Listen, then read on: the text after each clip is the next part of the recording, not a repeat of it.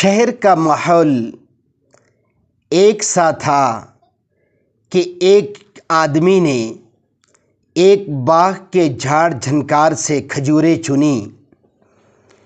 ایسی کھجوریں صرف شہر کے اسی باغ میں لگی ہوئی تھیں،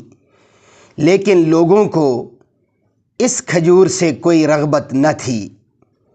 کیونکہ اس کھجور میں نہ وہ نرمی تھی نہ اس کا وہ ذائقہ تھا، اور رنگ بھی انتہائی گہرا اور دانہ بہت چھوٹا سا تھا۔ وہ غریب آدمی جس کی ناک موٹی، آنکھیں چھوٹی، رنگت سیاہ،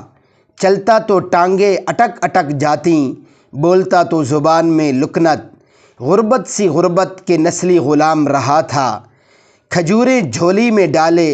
شہر میں فروخت کرنے کی کوشش کر رہا تھا۔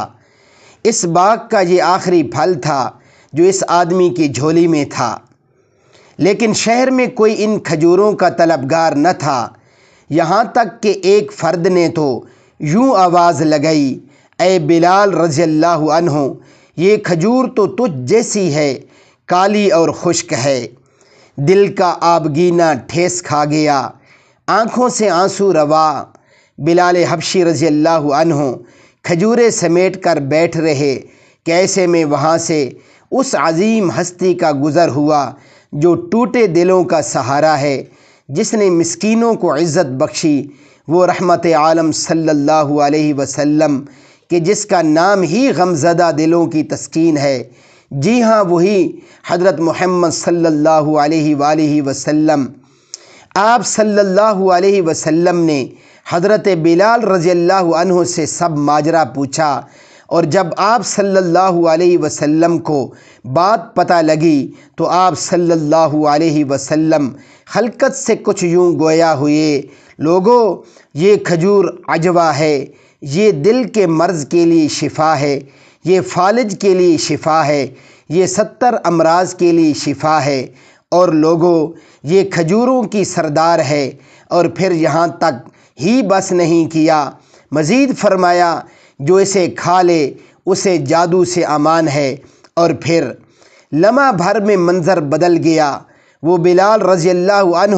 جس کے پاس چند لمحے پہلے تک جھاڑ جھنکار تھا، اب حضرت رسول خدا صلی اللہ علیہ وآلہ وسلم نے اسے غنی کر دیا۔ اور پھر راوی لکھتے ہیں کہ لوگ بلال رضی اللہ تعالی عنہ کی منتیں کرتے ہوئے ان کے پیچھے پیچھے چل رہے تھے، اور بلال رضی اللہ تعالی عنہ کسی مچلے ہوئے بچے کی مانند آگے آگے بھاگتے جا رہے تھے۔ اور تاریخ گواہ ہے کہ وہ کھجور کہ جسے کبھی دنیا جھاڑ جھنکار سمجھ رہی تھی،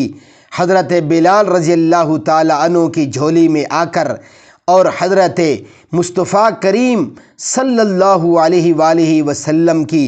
زبان مبارکہ کے صدقہ سے آج بھی کھجوروں کی سردار ہے۔